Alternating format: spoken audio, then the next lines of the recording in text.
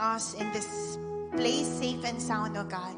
Lord, maraming salamat na kami ay binangon mo, binigyan mo ng bagong umaga with new mercies and new grace and favor every day, Lord. And today, O God, we just claim that surely goodness and mercy will follow us all the days of our lives. And today, O God, we will continue to lift up your holy name, to worship you and to give you reverence. Lord, maraming salamat po. Open our hearts and our ears as we listen to your word.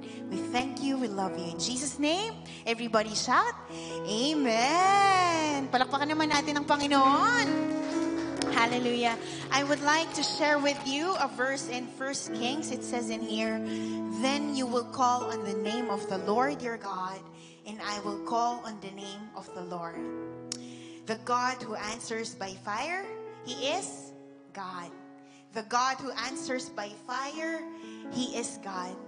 So, alam niyo po, nung next na nangyari after that verse, God answered Elijah with a fire. So, ibig sabihin, the Lord answers us when we call. Ano man yung pinagdadaanan natin ngayon, ano man yung problema natin ngayon, the Lord will surely answer us when He call. Amen? So, maaari bang tawagan natin ang Panginoon ngayon? Let's declare His name. Let's shout aloud the name of Jesus. I encourage everyone to just shout Jesus. Come on, sing His name. Say Jesus. Oh, Jesus. Jesus. Anong pangangailangan mo, kapatid? You need provision, you need peace. Shout aloud His name, Jesus. For the name of Jesus brings healing. The name of Jesus brings peace. Oh, Jesus. Jesus.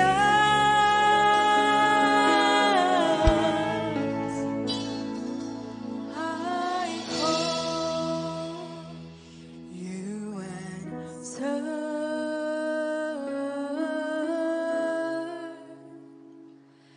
And you came to my rescue, and I wanna be where you are. Let's call upon His name today. And I called, you answered. Oh, and you came to my rescue, and I wanna be where you are. Let's keep calling on the name of the Lord, whatever your struggle, whatever you are in. Let's call. I call, you answer. Oh, and you came to my rescue, and I wanna be where you are. Call upon His name, for God answers our call.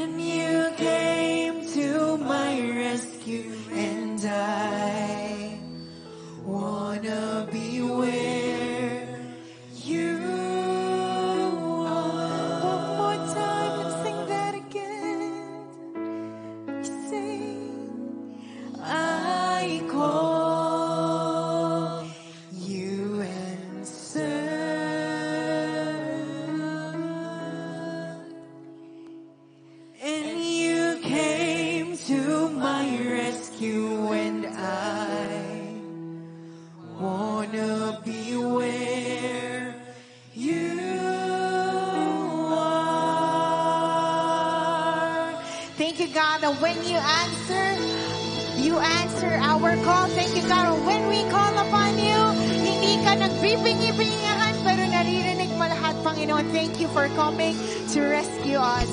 You give God our best clap offering. Hallelujah. Thank you, Jesus, that you hear us when we call. Thank you, Lord. And today, we will sing that the God who answers our call is a faithful God. He's a holy God. Hallelujah. Come on.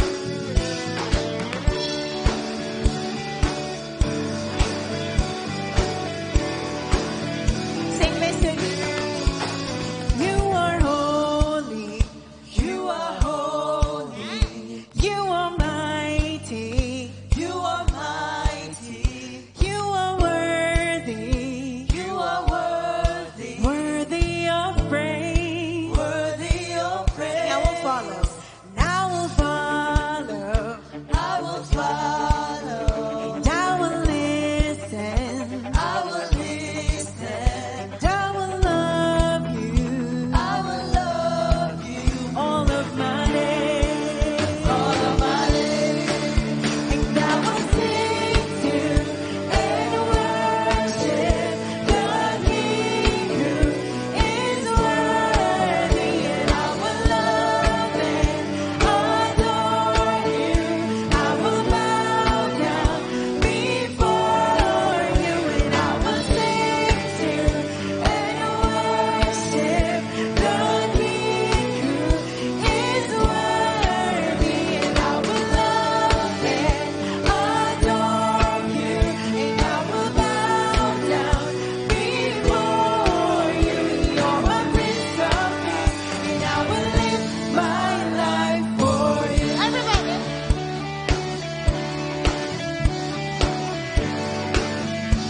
Let's sing this one more time. Sing.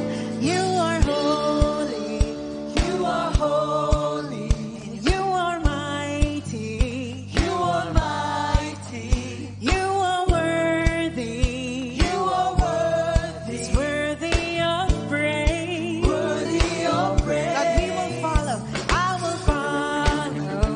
I will follow. And I will listen. I will listen. And I will love you. I will love you. All of my days. All of my days. You are Lord of lords. You are King of kings. You are mighty God. Lord of everything. You're Emmanuel. You're the great I am. You're the Prince of Peace. Who is the Lamb? You're the living God. You're my saving grace. You will reign forever. You are ancient of days. You are Alpha, Omega, beginning and end. You're the Savior, Messiah, Redeemer and friend. You're my Prince of Peace, and I will live my life for you. Hallelujah. This time, maaari ba makita natin umawit ang mga kalalakihan? Sino dito ang kalalakihan? Sige, ang mga magigiting na men of God, taas ang kamay. Sige, awitin natin yung unang chorus. So yung ladies, pakinggan lang po natin sila, okay? We will sing this all together.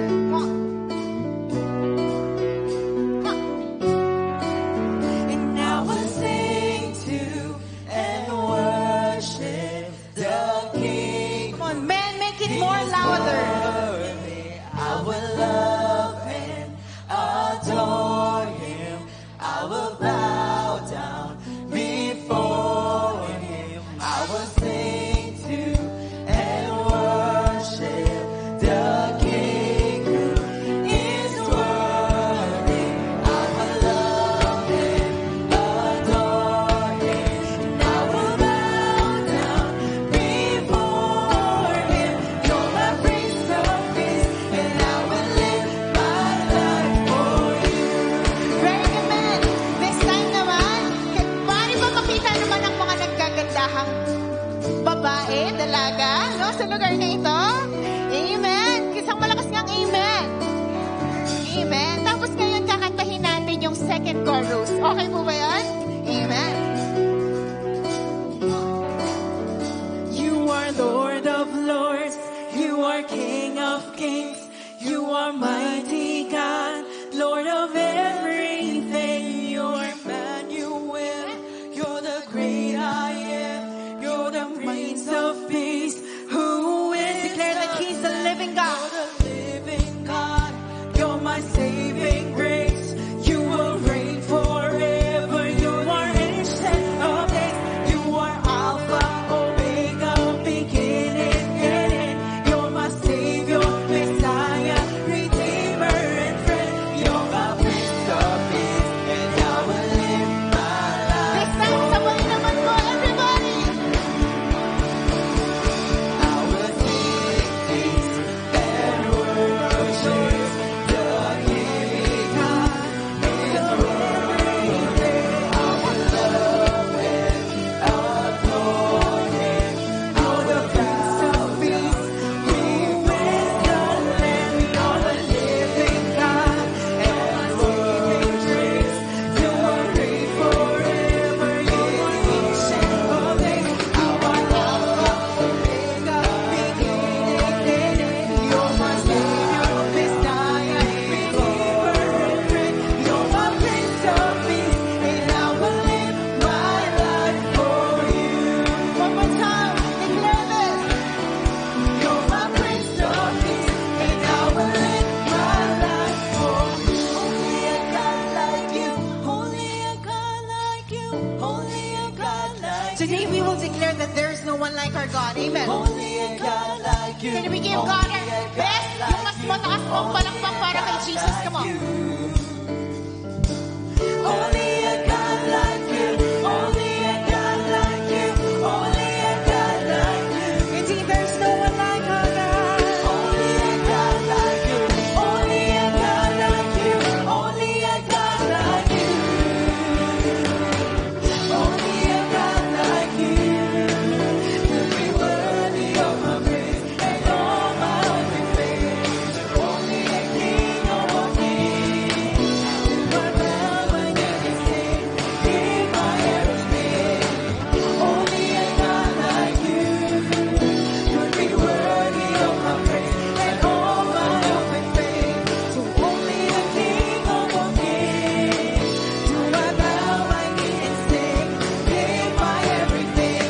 To only a Maker, my Father, my Savior, Redeemer, Restorer, Rebuilder, Rewarder. One more time. To only my Maker, my Father, my Savior, Redeemer, Restorer, Rebuilder, Rewarder. To only a God like you, do I give my praise.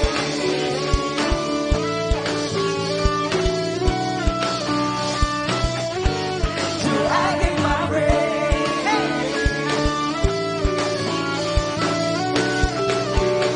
Everybody, Do I give my praise. we will forever give you our praises, God. Our worship, our adoration. Come on, don't stop. Isang malakas na palakpak na deserve ng Panginoon. Hallelujah! Hallelujah indeed, oh God. There is no one like our Lord. The God whom we can call, He is Emmanuel. He is our Redeemer, our Restorer, our friend, our Father. He is our faithful God. He is our solid rock in whom we can put our anchor into. And there is no one like our God. That is the God whom we are calling. Siya ang Diyos na tinatawag natin. Siya ang Diyos na pinagkakatiwalaan natin. So today, God, we will continue to revere you, to worship you, to adore you, and declare that you are indeed beautiful. You are magnificent, oh God. You are wonderful, Jesus. Who compares to you? Who set the stars in their place? You calm the raging seas that came crashing over me. Who compares to you?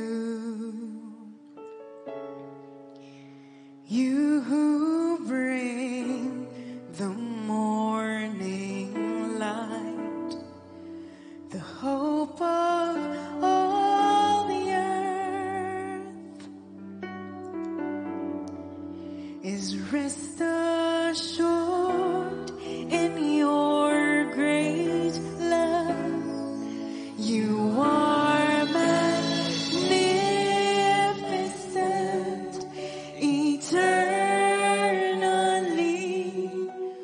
wonderful, glorious Jesus.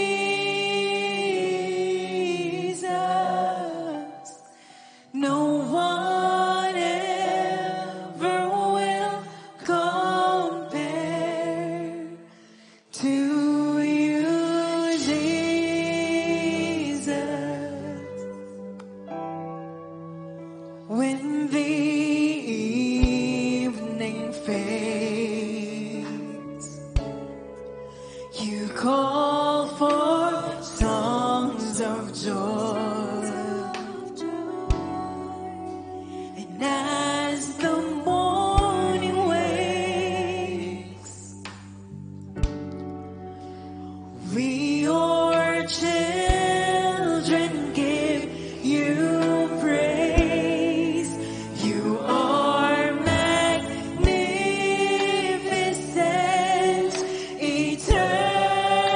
eternally wonderful,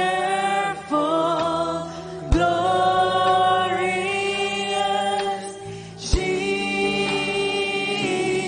Jesus. No one ever will compare.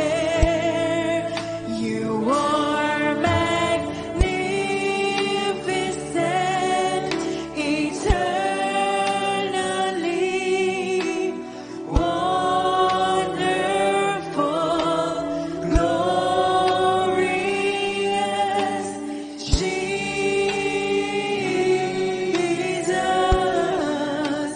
No one ever will compare. With every voice, you are magnificent, eternally wonderful, glorious Jesus.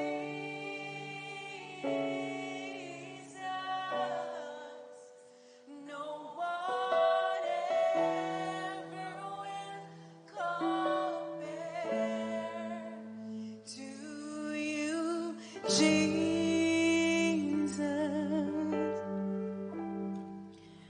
When the evening fades, you call forth songs of joy. The God of all the earth,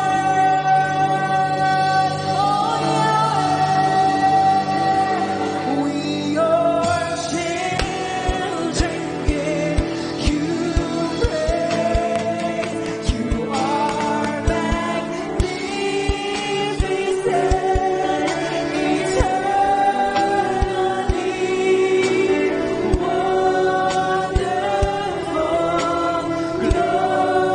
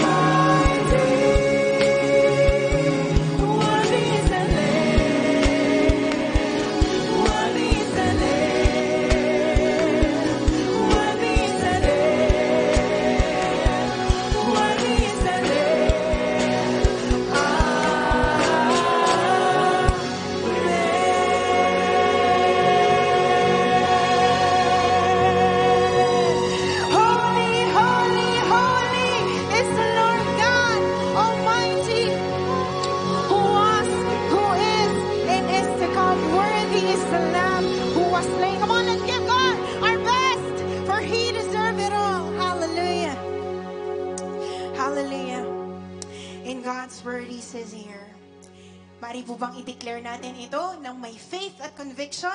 All together, I will say of the Lord, He is my refuge and my fortress, my God in whom I trust. Surely He will save you. You can make it personal. Surely He will save me from the fowler's snare and from the deadly pestilence. He will cover me with His feathers, and under His wings I will find refuge. His faithfulness will be my shield and rampart. I will not fear the terror of night, nor the arrow that flies by day, nor the pestilence that stalks in the darkness, nor the plague that destroys at midday. 1,000 may fall at your side, 10,000 at your right hand, but it will not come near you. You will only observe with your eyes and see the punishment of the wicked. Altogether, because He loves me, says the Lord, I will rescue him, I will protect him, for he acknowledges my name. He will call on me, and I will answer him. I will be with him in trouble. I will deliver him and honor him. With long life, I will satisfy him and show him my salvation. Thank you, God, for your promise. Thank you, Lord, that we can claim on it, declare on it, oh God, that indeed, Ikaw ang Diyos na mapagkakatiwalaan namin. You are our refuge and strength, the God whom we can call. Lord, we thank you, we love you, we forever give you worship, adoration, praise, and thanksgiving, because you deserve it all, oh God. And this is our prayer in the mighty name of Jesus. And everybody shout, Amen and Amen. Isang malakas na palakpak naman po para sa Panginoon. Hallelujah. Praise the Lord. You may now take your seat, and God bless you.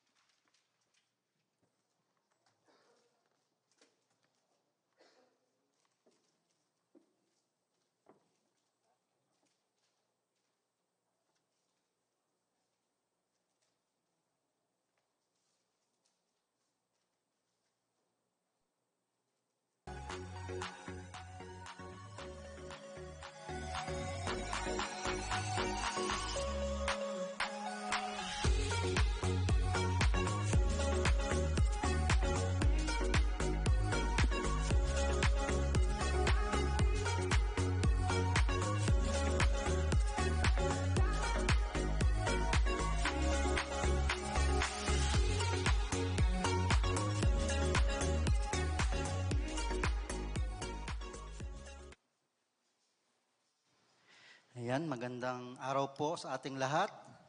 Praise the Lord po. Ito po ang unang Sunday ng June, and also first Sunday na meron po tayong third service ulit. Kaya medyo challenge po ito ulit sa atin kung paanong, kanina pong second service, full pack naman, no? Hanggang likod po, puno po tayo. Kaya challenge po ito sa atin sa third service ay magkaroon din ulit tayo ng maraming kapatiran na makaka-attend ng third. So kung kayo po'y bakante, mas maganda pong third service kasi medyo maluwag. Kanina ho kasi ay punong-puno. Kaya kailangan ibang worker ay sa labas magstay. Anyway, praise the Lord dahil sa araw pong ito, sabi ko nga, first Sunday ng June, at kalahating taon na po.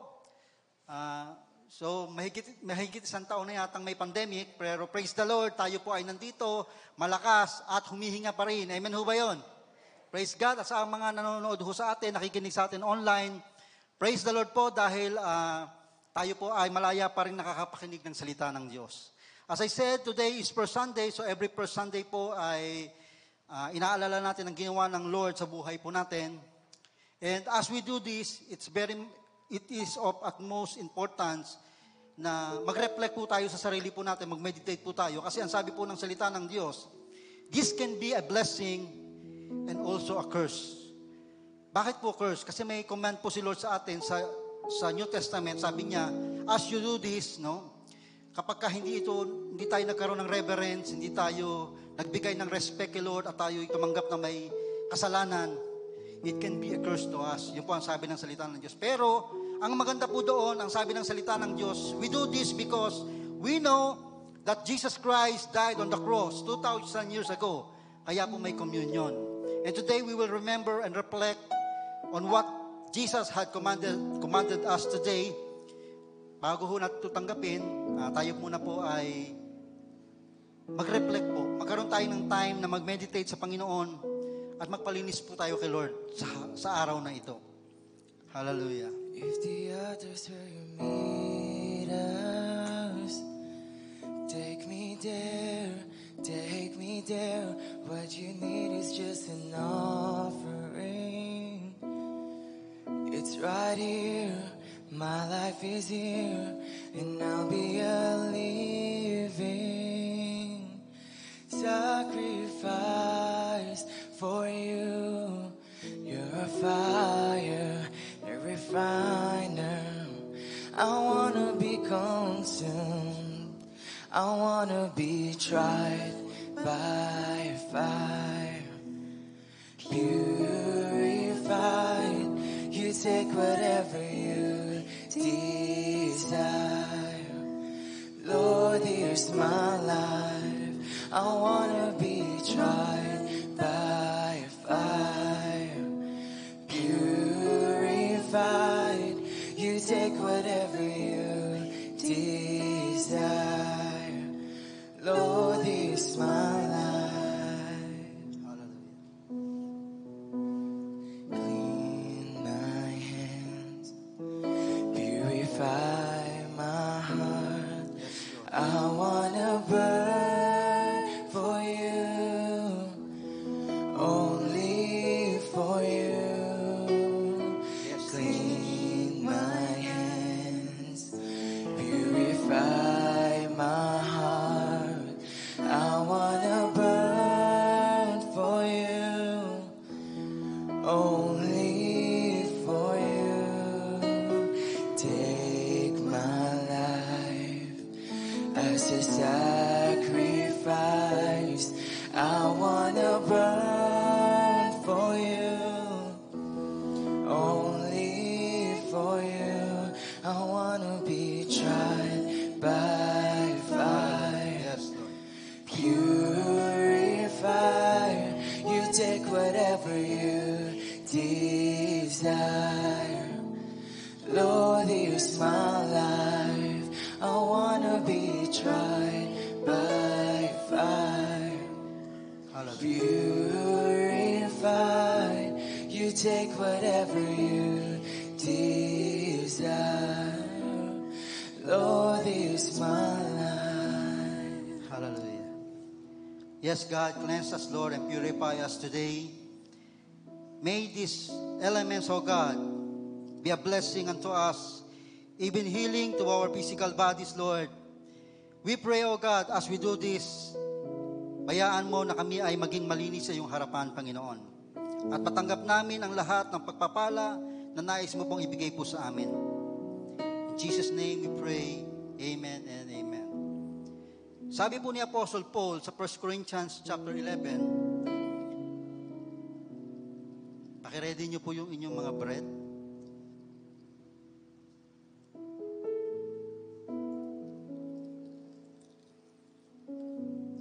The Word of God says in 1 Corinthians chapter 11, verses 23 to 26, this is Paul the Apostle talking to the Corinthian church. Makisabay po yung nasa online na po, kayo po ay merong bread and wine po dyan, juice. Ang sabi po ay ganito, for I received from the Lord what I also pass on to you. The Lord Jesus, on the night he was betrayed, took bread, and when he had given thanks, he broke it and said, this is my body which is for you. Do this in remembrance of me. Sabay-sabay po tayo sa tinapay.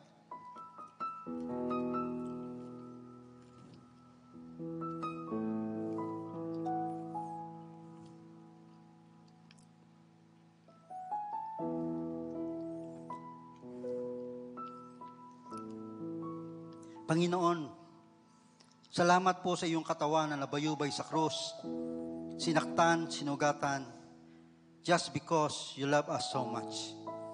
Panginoon, ang aming dalangin, bayaan mo po, O Diyos, na aming paglilingkod sa iyo, Panginoon, ay maging puno ng pagpapala at puno ng kagalakan. In verse 25, the Word of God says, in the same way, after supper, he took the cup, saying, this cup is the new covenant in my blood. Do this whenever you drink it in remembrance of me. For whenever you eat this bread and drink this cup, you proclaim the Lord's death until He comes. Sabay-sabay po tayo sa saro.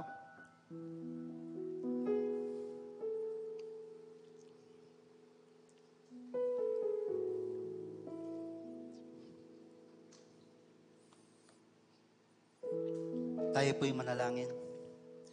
Panginoon, tunay nga na ang pag-ibig mo ay walang hanggan at dakila. Kaya po kami patuloy nagpapasalamat sa inyo, Panginoong Diyos, ang aming dalangin. Bayaan mo sa mga pag-aalaalang ito, Panginoon, ay patuloy po naming maranasan ang kapangyarihan mo, ang pagpapala mo, yung presensya, Panginoong Diyos, sa araw-araw ng aming buhay. Lord, again, thank you po sa lahat ang ginawa niyo po para sa amin. Salamat po, ito pong aming sama-samang panalangin na may pasasalamat sa pangalan ni Jesus. Amen and amen. Amen. Praise the Lord. Salamat po sa ating worship team. Today is first Sunday. Ang topic po natin last month is about all in. No? Kung paano tayo dapat ay buong-buo na napapasakop, nagpapagamit, at kung paano tayo dapat ay, sabi nga yung kwento ko po doon, yung Korean story, no? Yung mga sugarol nga nagsasabi ng all in. Binebet nila lahat. Tayo pa kayang Kristiyano, no? Tayo pa kayang mga anak ng Diyos. But this month, we will talk, siguro lagi nyo po ito maririnig sa buong buwan po ng June. Ang topic po kasi natin sa buong buwan ng June ay, ayan, medyo sa side view lang po ako kasi nag-trip po yung ilaw kanina, nasira po yung monitor dito. Aayusin pa po yan, no? Wala na ho kasing time. Anyway, the topic for the whole month of June is double portion. What double portion means? Ito po ay nanggaling sa isang kwento from 2 Kings, yan, chapter 2, verse 9, at ang sabi po ay ganito. Dito po nanggaling itong word na ito. When they had crossed, this is Elijah and Elisha, Elijah said to Elisha, tell me, what can I do for you before I am taken from you? Kasi po si Elijah po ay kinuha po ng karawahing apoy, dinala po siya sa langit. So sabi po rito ni Elijah, ano ang bibigay ko sa iyo? Ano ang gusto mo? Ano ang gagawin ko sa iyo? Sabi po ni Elisha, let me inherit a double portion of your spirit. Elisha replied. Double portion, no? Ito po ay parang invitation ni Elisha, ni Elijah kay Elisha. Ano ang gusto mo, Elisha? Sabi po ni Elijah sa kanya. Ito rin naman ay parang imbitasyon ng Diyos, katulad po ni King Solomon. Kung alam niyo po yung istorya ni King Solomon. Ang sabi ni Lord kay King Solomon, Solomon, ano ang gusto mo? Ibibigay ko. Kaya, pwede lang si King Solomon ay humingi ng kayamanan. Pwedeng si King Solomon ay humingi ng bagay na pang sarili po niya. Pero ang sabi niya, give me wisdom, kaya po discernment, knowledge. Kaya naman ang sabi ng salita ng Diyos, si King Solomon ang wisest man ever lived. At napakayaman po niya. Hindi siya humingi ng kayamanan, ang hiningi niya, wisdom. This is also like an invitation from Matthew chapter 7, verse 7. Ano po ang sabi doon? Sabi ni Jesus, ask, and it shall be given unto you. Seek and you will find. Knock and the door will be open. Ibig sabihin po nito, nung tinanong ni Elijah si Elisha, ano gusto mo? Ang sagot po niya ay double portion. Ibig sabihin ng double portion, ano meron ka? Times 2. Yung po yung gusto po niya, no? Pero gusto ko po magsimula sa ganitong word. A world under strife, a people without hope. When uncertain and unpredictable events occur, we are weighed down with worry for where we'll end up next. Kasi may pandemic ngayon, di ba? Ang daming namamatay. Lord, ano ba yung susunod? After COVID-19, COVID-20 ba? COVID-20 ba? No, parang hindi na po natin alam kung kailan ba matatapos itong pandemic na ito. Sabi nga dyan, it's no wonder that people have found themselves weeping, crying, and calling out to God for help or relief. So maraming tao pong umiiyak, naghahanap ng kasagutan, ng tulong, at kaunting kaligayahan siguro, kaunting bawas ng kanilang problema. Sa kapanahunan ho kasi natin ngayon, marami pong nawalan ng trabaho. But ang question po, bakit ko po ito nabanggit? Kung tayo ba ay sasabihan ni Lord, anak, ano gusto mo? Ang sasabihin niyo ba ay, napakaraming pera. Okay lang sana yon kung ang dahilan mo, ipapamigay ko. Pero I doubt it kung minsan kapag meron na ho kasi tayo, medyo nakakaproblema rin po tayo. So dito, tinanong po ni Elijah, si Elisha, anong gusto mo? Hindi po hiningi ni Elisha ang anuman. Ang sabi niya, I want the double portion of your spirit. So ito po yung ating tema sa buong buwan ng June. And today we will talk about 1 Kings chapter 19. Ito po yung pagkatawag kay Elisha ni Elijah. Kasi ang topic natin ngayong araw ay Elijah and Elisha's calling. So sabi po ng 1 Kings chapter 19. So Elijah went from there. Medyo nakakabulol yung pangalan nila, no? Parang parehas lang halos eh. Explain ko po bakit ganon, ano ba ibig sabihin ng name nila. So sabi diyan, Elijah went from there and found Elisha, son of Shaphat. He was plowing with 12 yoke of oxen, and he himself was driving the 12 pair. Elijah went up to him and threw his cloak around him. So nakita ni Elijah, si Elisha, na nag-aararo. Mayroon po siyang alagang 12 pair of oxen, sa Tagalog ay parang toro. No, yung pang-araro.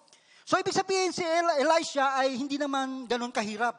Medyo mayroon po silang sinabi sa buhay. Medyo may karangyaan po ang buhay po nila. Pero sabi po ng verse 20, yan. Elisha then left his oxen and ran after Elijah.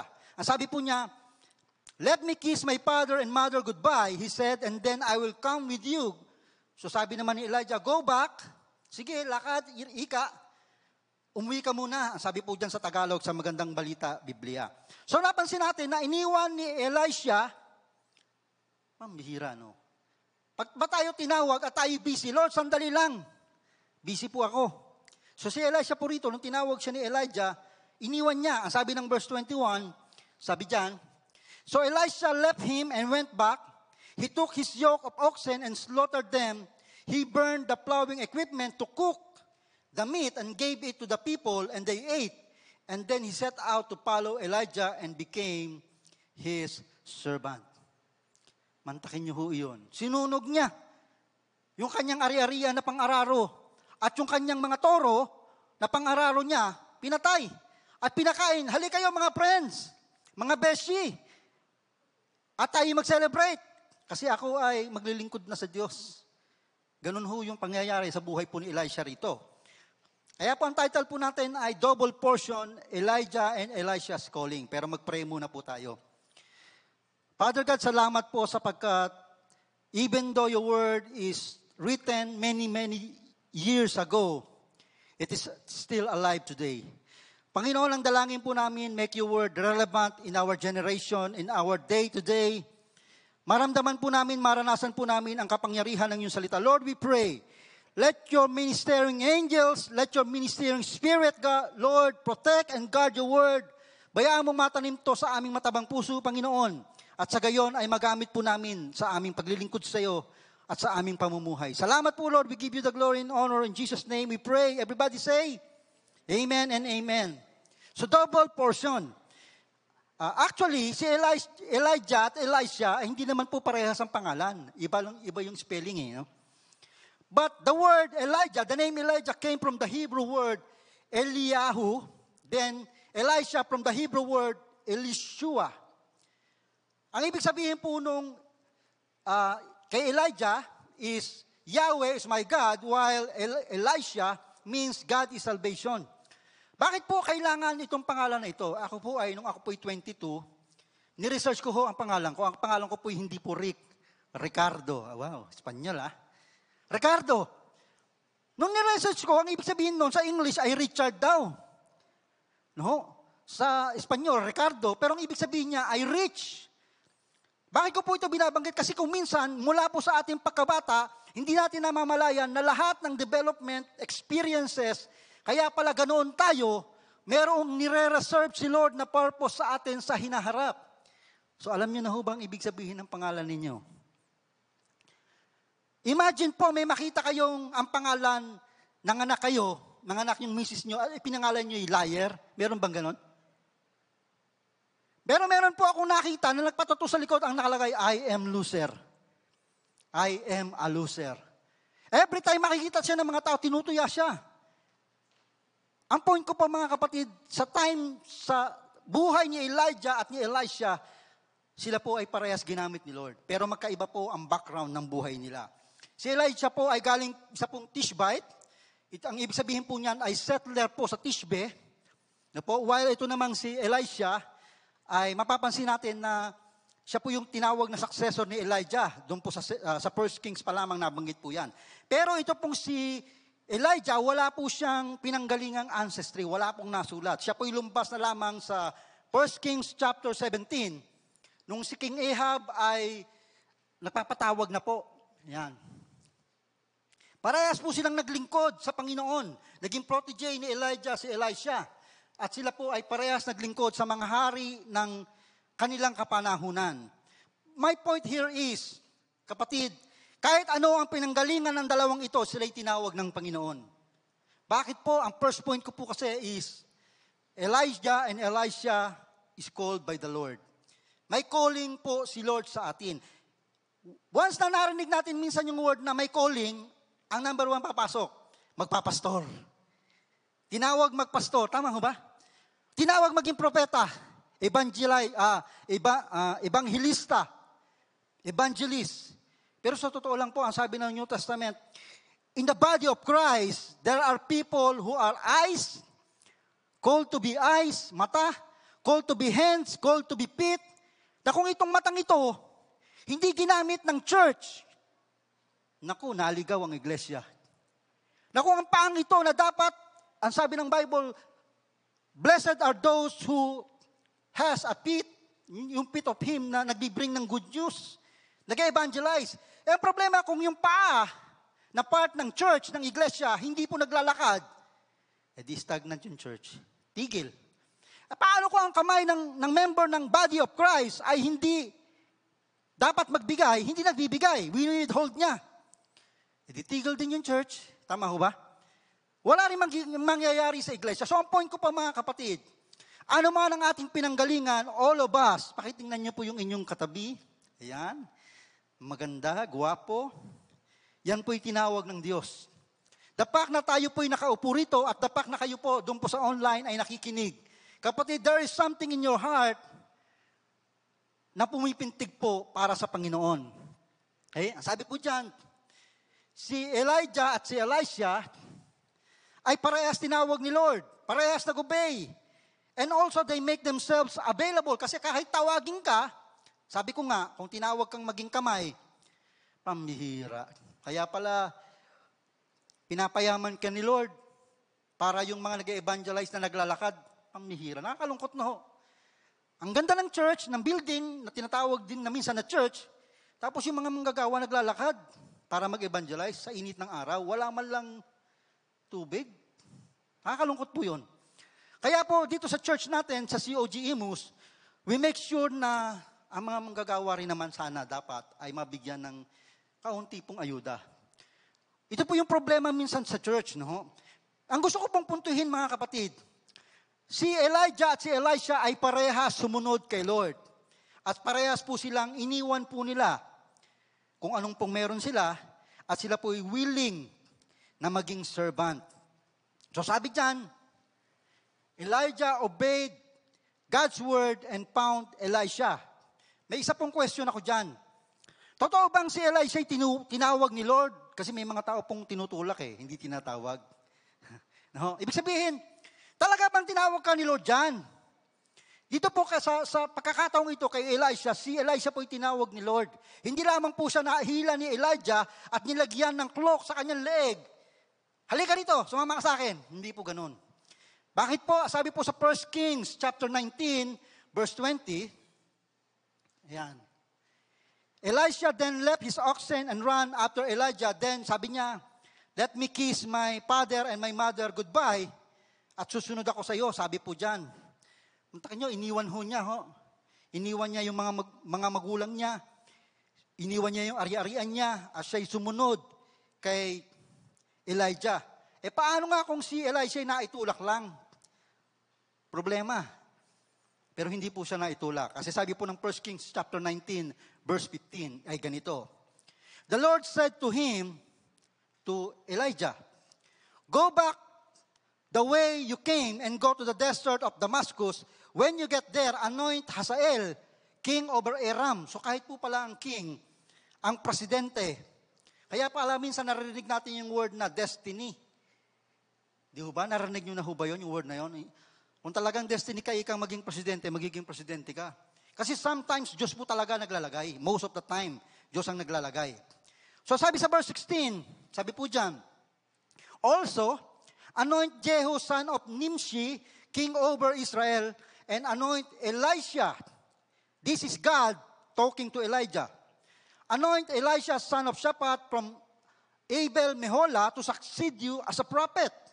So nakalagay na po, nakaprophesy na si Elisha ay tatawagin ng Diyos, tinatawag ng Diyos. Kaya ang sabi sa kanya, Elijah, kaya nung si Elijah ay pumunta po kay Elisha, alam ni Elijah, may calling si Elisha. Po? Pero ang tanong ganito, nung si Elisha ba ay tinawag ni Elijah, nagsabi ba siya ng, Elijah, busy ako eh. Hindi po. Ang sabi po ng Word of God, si Elisha ay nag-decide agad-agad. Ano po ba ang dahilan kung bakit kailangan mag-decide tayo today?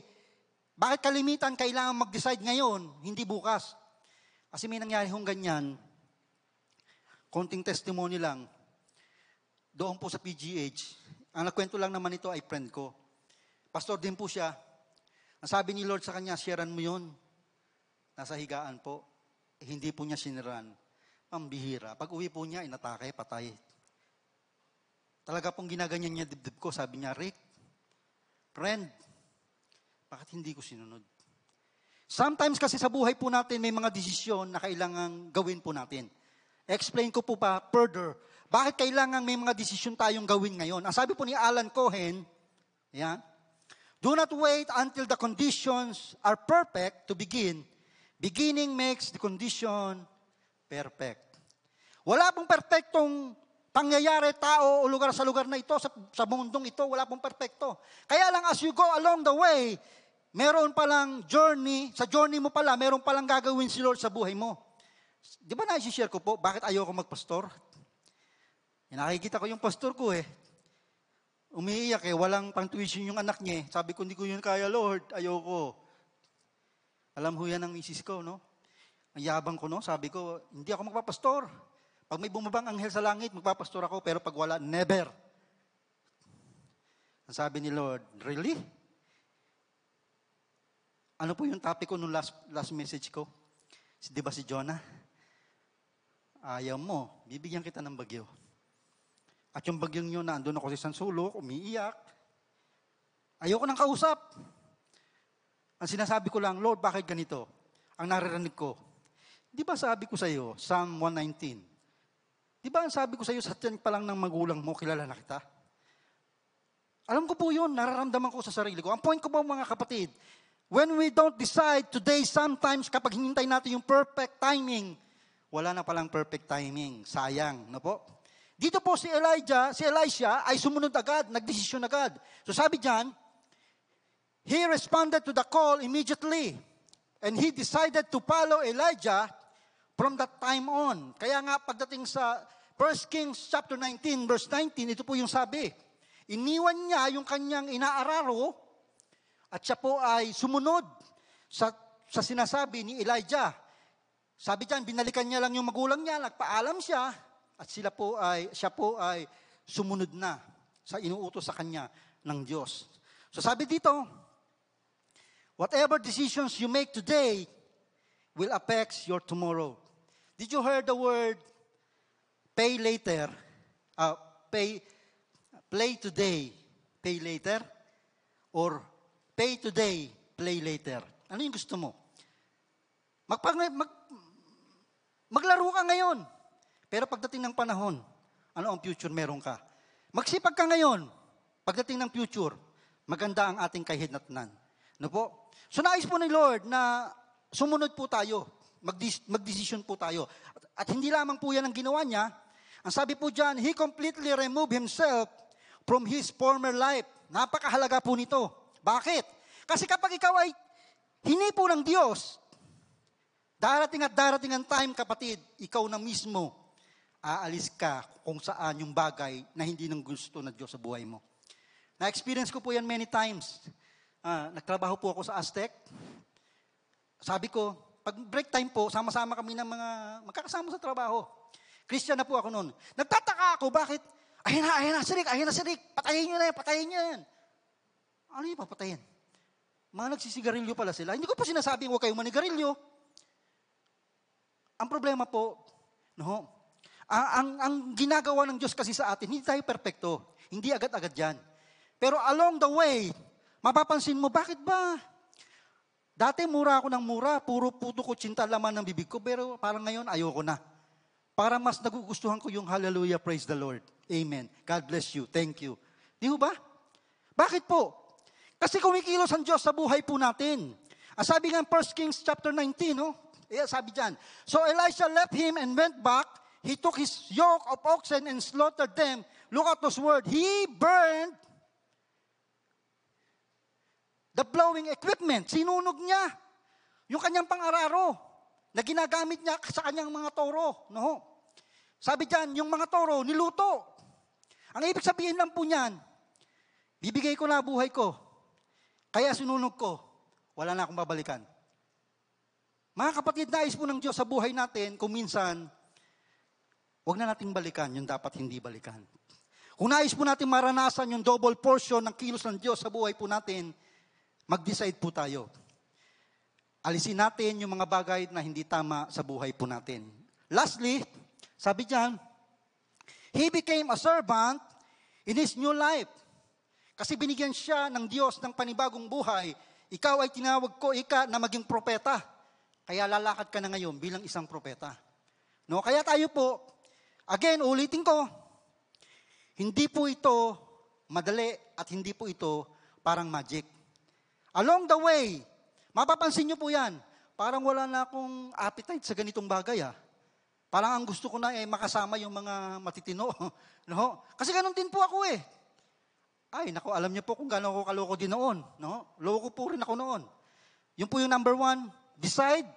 And secondly, sa calling ni Lord sa buhay po natin, kailangan po maging determined tayo ano yung gusto natin gawin. Ang sabi po dyan, Elisha went through a period of training as a servant unto Elijah and ministered unto him until he was taken up to heaven. So siya ay dumaan sa training. Siya po ay dumaan sa pagme-mentor ni Elijah hanggang si Elijah ay dalhin sa langit.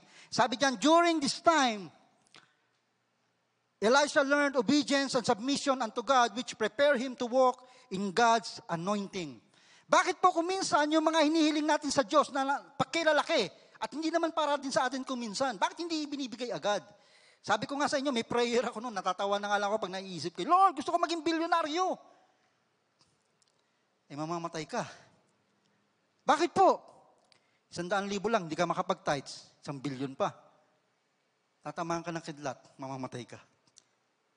Nakukuha niyo po yung sinasabi ko. Sometimes, God allows us to go through that training, to that development, para ipakita ho natin na tayo'y determinado sa ating gusto. So sabi diyan, he was described as being the one who poured water on the hands of Elijah. Tagahugas ng kamay ni Elijah. Propeta rin siya. Pero bakit po siya nagpapasakop? Kasi determinado po siya kung ano ang gusto niya. At nakikita niya po kay Elijah na merong ibibigay si Elijah sa kanya. So sabi diyan, Elisha left everything, humbled himself, and became Elijah's servant. Though he had been called by God to be a prophet, he did not enter into the office of the prophet until he was anointed by God. He did not put his own needs first. He was faithful servant ministering to Elijah's need. And Elisha walked humbly before God. So number 1, Kapag may pinagagawa po si Lord sa iyo, tuloy lang. Sometimes, kailangan i-develop po tayo. Pero kailangan ipakita po natin kasi hindi po alam niyo ba, ang lahat ng bagay sa mundo ay may price? Lahat po ba'y libre? Wala pong libre. Kahit po kaligtasan po natin, may price. Ano ang price?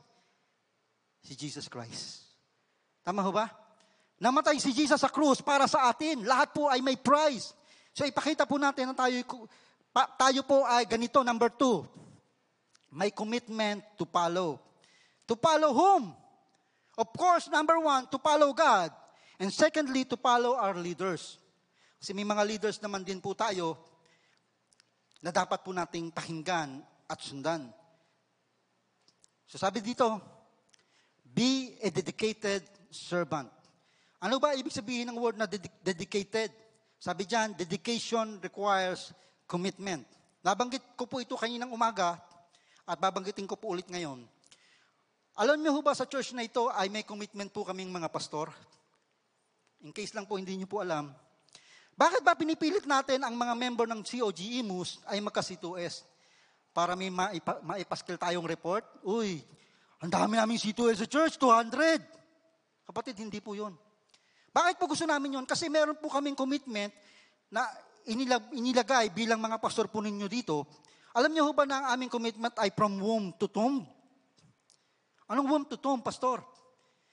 Yung bata ay sisilang pa lang, pastor, pag-pray niyo po, buntis si misis. Pinipray na po ng pastor. Pastor, lumabas na po si baby, dedicate niyo po kay Lord. Pastor, 1 year na si baby, pag-pray natin, birthday niya. Pastor, debut na po. Pastor, ikakasal na. Nakukuha niyo sinasabi ko. Pastor, wala na po si sister, wala na po si brother. Nandun pa rin po ang commitment ng pastor. Kaya ko ito sinasabi sa inyo, mga kapatid, hindi ho lang ho kami may commitment sa building. Ang commitment ho namin kay Lord at sa mga member ng church. Dahil tayo po yung church. Amen? Ine-explain ko po sa bawat isa po sa atin na kailangan po ng dedication. Kasi kapag wala yung dedication, problema po yan. Ang sabi po ni Jesus sa Matthew chapter 5, verse 41, if anyone forces you to go 1 mile, go with them 2 miles. In-explain ko po, nababanggit ko na po nung nakaraan, bakit ang mga pastor ninyo'y nalulungkot, pambihira, si sister, si brother, pastor, patay na po, si kapatid. Hindi natin alam. Masakit ho yun, di ho ba? Yung ikay mawawala sa mundo, hindi ka malang mapupuntahan ng kapatiran mo, at maipag-pray man lang yung pamilya mo at yung huling hantungan mo. Masakit po yun. Kaya kailangan ng extra mile. Kasi sometimes, lalo na ho yung mga mentor na po dito. At kung kayo naman ay mentee, huwag ho kayong makulitan sa mentor nyo. Bakit? Kailangan ho nilang maglagay ng extra mile. Kasi yan, ibig sabihin po niyan, commitment, dedication. Na po? Gusto ho natin niyang mangyari. Ito po kasi yung sinasabi ni Lord sa atin. Kaya kung may kapitbahay ka, binabatuhan ka ng binabatuhan ng basura, extra mile. Patience is the key. No? Kasi Christian tayo eh. So sabi po ni Elisha kay Elijah, please let there be a double portion of your spirit on me. Tingnan niyo po ang sabi ni Elijah kay Elisha. Sabi ni Elijah, stay here. The Lord has sent me to the Jordan. And Elisha replied, as surely as the Lord lives and as you live, I will not leave you. Kaya sabi doon, so the two of them walk on together. Ayaw niyang umalis. Dedicated kasi siya. May commitment kasi siya kay Elijah. At nais niyang makuha kung ano yung gusto niyang hinihiling. No? Pangalawa, bilang commitment, sabi diyan, kailangan yung word na self-denial. Kasi ang hirap pong mag-share. Mahirap pong magmahal nang hindi ka mahal-mahal. Tama ho ba yun? Ang bihira. Tinulungan mo na, siniraan ka pa. Pastor, ayoko na. Extra mile. Self-denial. So sabi dyan, si Elisha po ay nag-work, nag-serve kay Elijah, at kahit siya'y propeta, hindi po niya tinitingnan na mas mataas siya kay Elijah. Siya yung tagahugas ng kamay ni Elijah. Servant. At ginawa po ni Jesus yan Sa New Testament, yung hinugasan po niya yung disciples' feet. Ang ibig sabihin po kasi noon ay submission, humility, no po? At kailangan po natin yan bilang mga mananampalataya, bilang mga Kristiyano. Ang sabi nga ni Jesus sa Matthew chapter 16, verse 24, then Jesus said to His disciples, whoever wants to be my disciple, alam po sabi? Must deny themselves and take up their cross and follow me. Kung nais nating lumago bilang Kristiyano, pambihira. Pastor, gusto ko po lumago, maging worker or maging matinong Kristiyano. Ay, ganun po. Sige po, brother, maganda po yan. Attend po kayo ng C2S. Hindi siya nagpapakita. Gusto ko po maging worker ng church. Ayaw umattend ng CLDP. Gusto ko po lumago bilang mananampalataya. Hindi nagbabasa ng Bible. Gusto ko pong mapalapit kay Lord. Hindi naman nagpipray. Nakukuha niyo ho sinasabi ko, mga kapatid. Kung nais ho natin tayo lumago sa Panginoon, may self-denial, may dedication, may commitment. At pangatlo, be single-minded and focus. Kapatid, saan ka ba nakatingin? Si Elisha po'y nakatingin dito sa heavenly vision. Harvest of the heavenly vision. Bakit ba gusto ni Elisha na makuha yung double portion ng anointing ni Elijah? Kasi pambihira si Elijah. Ginanunika yung cloak. Nahati yung tubig. Pambihira. Naglakad sila ng tuyo. Nanalangin si Elijah. Pinalagyan ng tubig yung offering. Yung mga propeta ni Baal. Panayang parang, ano ba tawag doon? Dug. Kanya-kanya ng panalangin, orasyon, etc. Wala nga po na bumababa. Sabi ni Elijah, sa Mount Carmel po yun. Sabi ni Elijah, ilagay ang handog dyan sa gitna. Buhusan ng tubig. At mananalangin akong bumaba ang apoy. Magsasama ho ba ang tubig at apoy? Imposible. Pero nangyari. No, kaya po ganun po yung vision ni Elisha. I want the double portion of your anointing. Sabi diyan, the vision granted to Elisha of the chariots of fire and horses was to encourage and push him forward to serve the Lord with fire. Kasi sabi ni Elijah, pag nakita mo akong umakyat sa langit, matatanggap mo ang gusto mong mangyari, ang reward mo. Nakita po ni Elisha ito. Naalala ko po yung sinabi ni Pastor Anthony, nung nagsisimula pa lamang po sila sa Dasma. Sila po ngayon, nung itong 2020, 2019 po kasi, nasa 14,000 na po sila, bago po mag-pandemic. Sabi ni Pastor Anthony, ang akala natin minsan, bakit kumikilos ang Diyos in a miraculous way? Para lang kumilos siya in a miraculous way. Hindi po.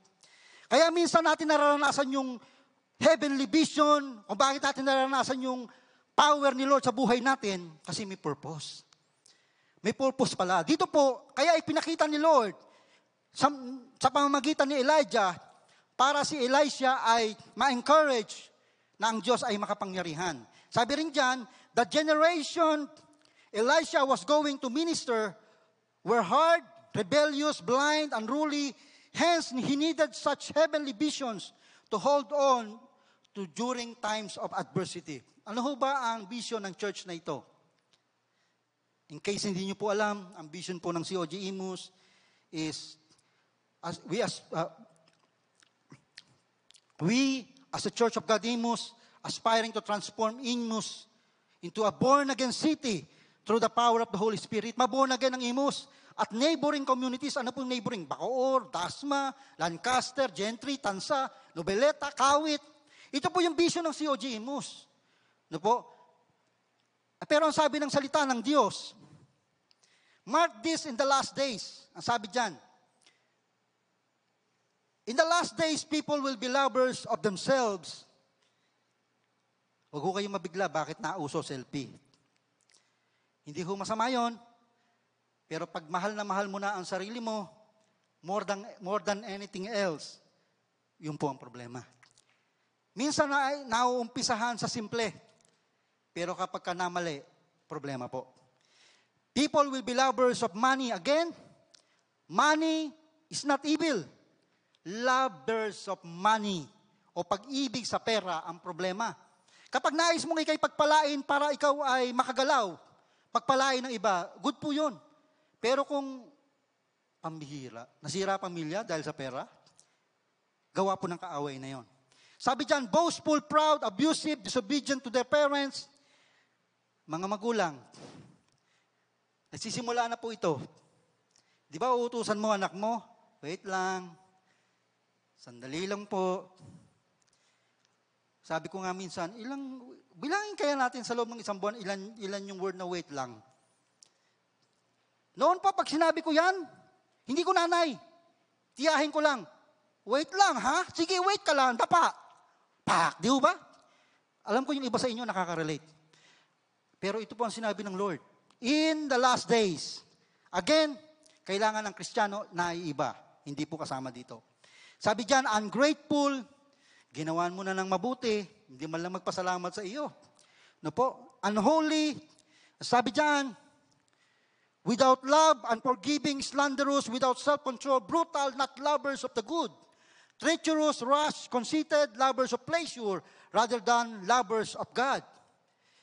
Sabi sa verse 5, having a form of godliness, but denying its power, have nothing to do with such people. Wala na tayong magagawa dyan. Ang sabi po ng Word of God, iwasan mo ang ganyang uri ng mga tao. Bakit po? Kasi sabi ni Gary Collins, when vision fades, yung passion, yung hotness mo sa paglilingkod, yung passion mo sa paglilingkod, nanlalamig, di ho ba? Enthusiasm dissipates, indecision and inertia take over, and hopes disappear. Ito po yung problema. Kaya nga lagi tayong paulit-ulit, ano ba ang vision natin bilang Christian? Ang last po natin, di ho ba tayo parang mga runner? All the runners, nananalo ba lahat ng runners? Hindi po. Pero kailangan lahat ng runners makarating ng finish line. Ano ho ba ang finish line? Yung tayo ay naandoon kay Lord. So number 1, calling from the Lord, committed to follow, and lastly, third point na po ito, cloak as a sign. Ano ba ibig sabihin ng cloak? It signifies assignment, anointing, and authority. Ano ibig sabihin ng assignment? Bago po si Elisha ay gamitin ni Lord, nung si Elijah ay umalis bilang mentor niya, iniwanan po siya ng cloak. Explain ko po yan further kung ano po yung pinagdaanan ng cloak na iyan. It also signifies anointing, yung presence ni Lord sa buhay po natin, at authority bilang isang naglilingkod kay Lord. Sabi nga po dyan, no? Ayan po yung cloak. Cloak is an outdoor overgarment as a cape or coat, something that covers or conceals.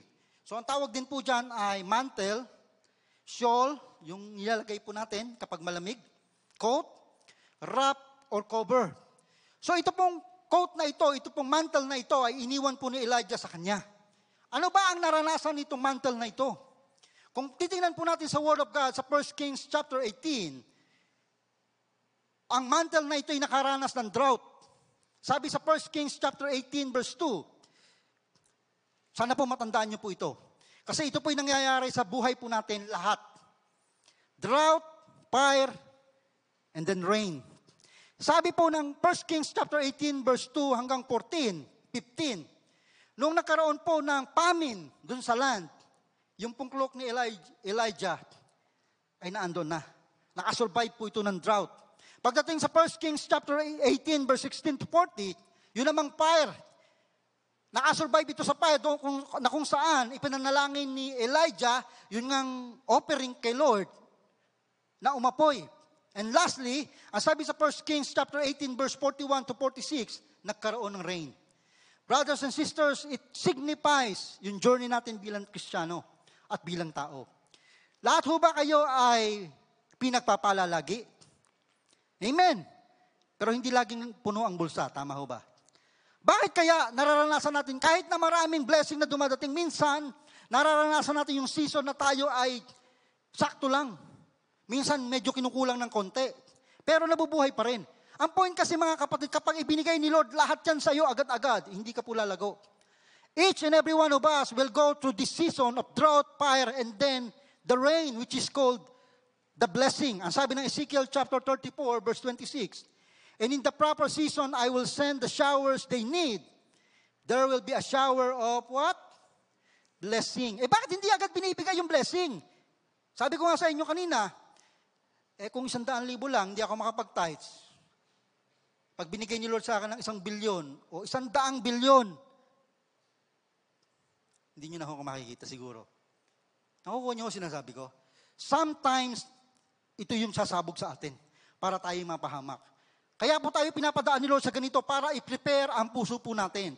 So number 1, it is a sign, yung cloak, as a sign of assignment, anointing, and authority. Pangalawa, yan. Ang sabi dyan, what God has started, enemies cannot stop. Kapatid, pag nagsimulang kumilos ang Diyos sa buhay mo, tandaan niyo po ito. Sabi sa verse 2 ng 2 Kings chapter 19. Ito po si Jezebel. Sino ba si Jezebel? Siya ay asawa ng hari.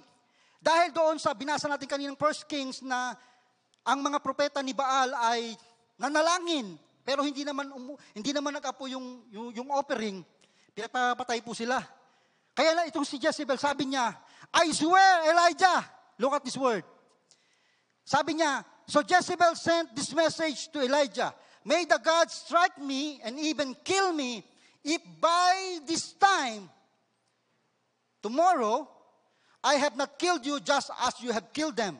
Ibig sabihin po ng word na by this time, ngayon po ay 4:17. Elijah, I swear, tomorrow 4:17, patay ka na. Ito po yung sinasabi dito ni Jezebel. Sino si Jezebel? Asawa ng hari, kaya niya pong gawin yan. Kaya nga po babasahin niyo yung 2 Kings chapter 19. Tumakbo si Elijah, natakot. Ano po? Pero ang tanong, in 24 hours, 24 oras, Elijah, patay ka na. Pero lumipas yung 24 hours, namatay ba si Elijah? Hindi po. Lumipas ang 1 buwan, namatay ba si Elijah? Hindi po. Lumipas ang 10 taon, wala pong nasulat sa Biblia na namatay si Elijah. Anong na ho ngayon? 2021. May nasulat ho ba sa salita ng Diyos na namatay si Elijah? Sabi sa New Testament, sa Transfiguration, na andoon si Elijah, si Moses, at si Jesus. Ano po ang point ko rito, mga kapatid? What God has started in your life, enemies cannot stop. Bakit po ganun? Dumaan ako sa napakatinding pagsubok. Maintindihan niyo po yan later pa. May mga babanggitin tayo tungkol dyan. So sabi dyan, as they were walking along and talking together, suddenly a chariot of fire and horses of fire appeared and separated the two of them, and Elijah went up to heaven in a whirlwind. Kinuha po siya ng chariot of fire at saka horses of fire. Hindi po siya namatay. Yan po ang sabi ng salita ng Diyos. Ang sinasabi ni Jezebel, tomorrow, by tomorrow, this time, tomorrow, patay ka na. Hindi po siya namatay. Kasi kahit ano pong sabihin ng demonyo sa buhay po natin, kung ano pong inumpisahan ng Diyos, dadaan ka sa pagsubok ng buhay. Pero kapag ang presensya ni Lord ay kasama mo, kapatid, mapagtatagumpayan mo yan. Amen? Pwede ho bang palakpakan natin ang Diyos doon? Ano po sabi ni Lord? Diyan, no? Matthew chapter 6, verse 18. Ang sabi ni Lord, and I tell you, Peter, this is Jesus Christ. And on this rock, I will build my church. Sino ba ang church? Ito pong building, hindi po. Maglalaho po yan. Sabi ni Lord, I will build my church. Tingnan niyo po yung katabi po ninyo. Siya po yan. And ang sabi ng Diyos, sabi ni Jesus, and the gates of Hades will not overcome it. Kapag po inumpisahan ng Diyos sa buhay natin ay magandang bagay, kapatid, tutulungan tayo ng Panginoon. Ibinigay ng Diyos ang cloak as a sign, lalo na po pagka ginagawa po natin ang purpose, ang passion, ang promise ni Lord sa buhay po natin. Kulang na isa. Kapatid, maintindihan niyo po, ang presensya ng Diyos ay nandyan. Pero sabi po rito, you cannot experience the double portion until you embrace that there are things only God can do. Ilan na ho kaya ang nanalangin na ang COVID-19 ay mawala na? May nagawa ho ba yung presidente ng Amerika? Minagawa na ho ba yung, halimbawa si Pope, patagilin ng COVID, or kung sino man, ayoko na pumabanggit ang pangalan. Kasi may mga bagay po, mga kapatid, nang makakagawa lang Diyos. Sabi diyan, in the midst of drought, fire and rain, let's remember God is right there. Hindi ko po alam ang pinagdadaanan po ninyo, pero ang alam ko po kasi napagdaanan ko po yan. Kapag lalo na yung time na ikaw ay wala nang magawa, yung time na ikaw ay wala ka nang gustong kausapin, kausapin niyo po ang Diyos. Sharp po ang pandinig ninyo. Yung tipong galit ka na sa mundo, kausapin niyo po ang Diyos. Bakit ko po nasasabi na experience ko po kasi? No? Kung may drought or fire sa buhay po ninyo, darating po ang blessing. Sabi diyan, He can make something out of nothing. Sabi ng Genesis chapter 1, in the beginning, wala. Ang Diyos po ang lumikha ng lahat. Remember that He can make something sweet out of something that is dead. Sa Judges chapter 14 po yan. Yan po yung story ni Samson. Siya po'y pumatay ng leon. At dahil yung leon ay matagal nang patay, di ho ba nagkakaroon po yan ng amoy at nakakaroon ng yakis na mga insekto? Basahin niyo po yung Judges chapter 14. Ang ginawa ni Samson, kinuha yun. Binigay po sa magulang niya. Pinakain sa nanay at tatay niya. Pero nung kinain ng nanay at tatay niya, napakatamis tulad ng honey, ang sabi ng salita ng Diyos. Ano po ibig sabihin nun? Brothers and sisters, gaano man kabaho buhay natin, kaya ng Diyos pabaguhin. Huwag ho kayong mahiya sapagkat ang Diyos natin ay Diyos na nagbabago ng buhay. Sabi diyan, He can make a way when there is no way. Isaiah chapter 43. And remember that only God can show up and restore things, sabi diyan, like the damage never happened. Pwede ba yun? Sabi sa Luke chapter 22, alam niyo po yung story na yun. Si Jesus, nang siya'y malapit na siyang ipako sa krus, malapit na siyang pabuhatin ng cross, di ho ba nananalangin siya? At nung siya'y nananalangin, dumating yung sundalo. Ano sabi? Sabi ni Pedro, pinuno namin siya. Ang ginawa po niya, tinagpas po niya yung tenga, di ho ba? Nung soldier, ano po ginawa ni Jesus? Kinuha po yung tenga, idinigit po niya, like damage never happened. May makakagawa ho ba nun? Wala po. Diyos lamang po. Amen? Sige po, palakpakan po natin ng Panginoon. Kaya po ako'y naniniwala, in the midst of this pandemic, may magagawa po ang Diyos. Bakit hindi pinapatigil pa ng Diyos ang pandemic na ito? May purpose po yan, mga kapatid. At sometimes hindi natin alam. Pero tandaan niyo po ito. You cannot embrace what God has for you until you first embrace what God did for you. Unawain ho natin maigi. Paano mo ikayayakapin ang gustong ibigay ni Lord na miracle sa iyo kung hindi mo umuna kayang yakapin ang ginawa ng Diyos sa buhay mo? Paano mo ma-appreciate ang miracles ni Lord kung yung ginawa ng Diyos mismo sa buhay mo, hindi mo ma-appreciate? Amen po? Kailangan mayakap muna po natin yun. At kapag nayakap po natin yun, makikita nyo po, lagi niyong pasasalamatan ng Panginoon. At habang ang presensya ng Diyos ay nararanasan po natin, sabi diyan, there are things we need to let go. Ano yan? Maaring unhealthy relationship, bad habits, wrong motives. Lumampas na ako. Okay. Ano nangyari? Yan. Things that hinders us to experience God. Noon ho, hindi ko na appreciate yung ginagawa ni Lord eh. Pero may mga na-experience po ako talagang masasabi kong may Diyos. Kasi sometimes tayo ang hinihingi natin yung tulad ko. Hindi po ako magpapastor hanggat walang bumababang anghel. Sabi ni Lord, anong tawag mo sa akin? Panginoon. Bakit pinapasunod mo ako sa gusto mong mangyari? hindi ko pababain ng anghel. Ikaw ang paluluhurin ko. Kaya luhod po ako. Sabi ko, Lord, surrender na po ako.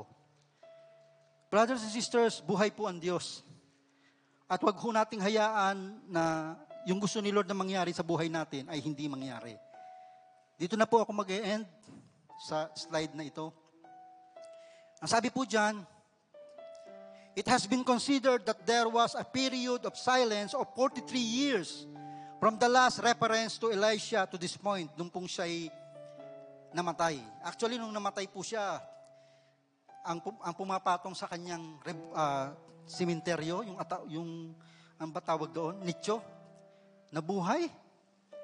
Ganun po katindi ang miracle sa buhay po ni Elisha. No? Pero dito po sa ating pinag-aralan, sabi po ng mga scholar, they calculated that Elijah performed 14 miracles. And Elisha, 28. Ano po mapapansin nyo? Times 2. Ayaw lang ng Diyos na yung naranasan mo ngayon, kapatid, hanggang dyan lang. Marami pang gustong iparana sa iyo ang Diyos. Ang kailangan lang, kapag kinakausap ka niya, sumagot ka. Tumugong ka. Kinakailangan lang magbigay ka ng commitment na sumunod sa Kanya. Or kung merong mentor na ibinigay sa iyo si Lord, sunod ka lang sa mentor mo. Kilala mo naman kung sino siya. At pangatlo, huwag mong kalilimutan, may ibinigay si Lord na sign sa iyo. Ang presensya ng Diyos ay lagi nating kasama. Amen? Tayo po ay magpuri sa Panginoon at tayo po ay manalangin. Hallelujah. Hallelujah, hallelujah. Hura baka sakara bashandara bako sukura baka sakara yaralabas. Oh Lord, in the name of Jesus Christ, we come before you today. Can we sing a song to the Lord and worship Him? Hallelujah. Hallelujah, hallelujah. Oh God. So I yearn for you, long to see Yes, Lord. you move. Move in our Lord, lives, oh God. I lift my hands before my King and pray. So I yearn for you, long to see you move. Lord, I lift my hands before my King and pray. So I yearn for you, Oh Lord, in the long name of to Jesus Christ, we come before you, you Lord move. God. Lord, I lift Move in our lives today, Lord. before my King and pray. So I yearn for you and long to see Yes, God. you Yes, God. move. Lord, I lift my hands before my King and pray. Holy Spirit, come in power, change my Yes, heart. God. Yes, God. I want to live for you, my God. Let your Spirit come in power, change my life, that I may live for you, my Lord. Yes, oh God. Hallelujah. Spirit, come Oh, Holy Spirit. power, change my heart. I want to live for you, my God. Oh, Lord. Let your Spirit come in power, change my life, that I may live for you, my Lord. Holy Spirit, come in power, change Change us, my Lord, from heart. inside out, Lord. I want to live for you, my God. Oh, Lord Jesus. Let your Spirit come in power. Lord, mag-glorify kayo sa buhay namin. Change my life, that I may live Makita po nila ang presensya mo sa amin, Panginoon. my Lord. Hallelujah. Ooh, Hallelujah. Oh Lord God. Change my heart. Hallelujah. Want to live Yes, Lord. for you, my God. Thank you, Lord, dahil hindi kami perfect, Panginoon, pero minahal mo kami. Come in power. Strengthen us, Lord. My heart. Empower us, Lord God. That they live for you. Hallelujah. Yes, Lord. Holy Spirit, come. Holy Spirit of God. Change my life. Hallelujah. To Hallelujah. live for you, my God. Oh, Lord. Hallelujah. Spirit, come in power. Change my life that I may live for you, my Lord. Fallen as the Lord. Hallelujah. Yes, God. Kapatid, anumang desire meron ka sa puso mo, tumatawag ka sa Panginoon, nais mong maglingkod kay Lord, nais mong lumakad ng tama, narinig naman yan ni Lord, alam naman ng Diyos yan. Ang kailangan mo lang, magtiwala sa Kanya. Lord God, today we pray, may your Spirit, may your double portion of your anointing be upon your people, Lord. Maging ilaw kami, Panginoon, maging asin sa mundong ito, Panginoong Diyos. Yes, God, kami po ay dinidevelop pa rin. Kami po ay hindi perfecto, nagkakamali. Pero ang alam po namin, Panginoong Diyos, ang grace mo'y nariyan upang kami itama, kami i-develop, Panginoon, at pagpalain. Kaya nga po ang aking dalangin, anuman ang kalalagayan ng aking mga kapatid na ito, even to those person who listen and watch online, in the name of your Son, Jesus Christ, we pray. Let your healing flow sa buhay po nila. Kung sila po may karamdaman. Lord, kung may pangangailangan, Father, in the name of Jesus Christ, we pray. You are Jehovah Jireh, our God who provides, Lord. Lord, kung sino man sa amin ang discouraged, in the name of Jesus Christ, strengthen them, Lord. Empower them, God, by your Spirit. At Panginoong Diyos, bayaan mo na sa aming paglilingkod, Panginoon, ang kalakasan, ang pabor mo, Panginoon, ang grasya mo, Panginoon, ang mercy mo, Panginoon, ang pag-ibig mo, Panginoong Diyos, ay patuloy na kumilos sa buhay po namin. And today, God, we pray for our family. Cover us with your precious blood. Favor us, O Lord, with your blessing. Salamat po, Diyos, sapagkat kayo po'y Diyos na makapangyarihan at Diyos na tapat. Panginoon, maging sa time na ito ng ating tithes and love offering, can we leave our tithes and love offering to the Lord? If you have prepared, we will pray for God. We will pray to God. Father, in the name of Jesus Christ, we pray. You see this tithes and love offering.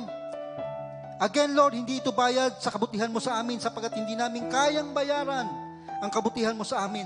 Ito po ay pagpapakita ng aming pag-ibig sa iyo, ng commitment namin sa iyo, ng pagsamba sa iyo, Panginoon. We pray, O God, that you will bless us, Lord, 1,000-fold of your blessing sa buhay namin, even pag-iingat, kalakasan, kagalingan, Panginoong Diyos, ay pagpapalain mo kami, Panginoon, sa araw-araw ng aming buhay. Lord God, dalangin po namin, bayaan mo ng aming mga personal na pangangailangan ay mabigyan ng provision, Panginoon. Even mga businesses po namin, ang mga work po namin, Panginoon, pagpapalain mo kami, Panginoong Diyos. At dalangin namin, Panginoon, sa gitna ng pandemic na ito, Panginoon, mararanasan namin ang presensya mo, mararanasan namin ang covering mo, Panginoon, ang your divine intervention, God. Salamat po, Panginoon, purihin ka. Ito pang aming sama-samang panalangin. We entrust to you everything, Lord. In the name of the Father, and of the Son, and of the Holy Spirit, we pray. Everybody say, Amen and Amen. Magandang araw po sa inyo. Pagpalain tayo ng Panginoon.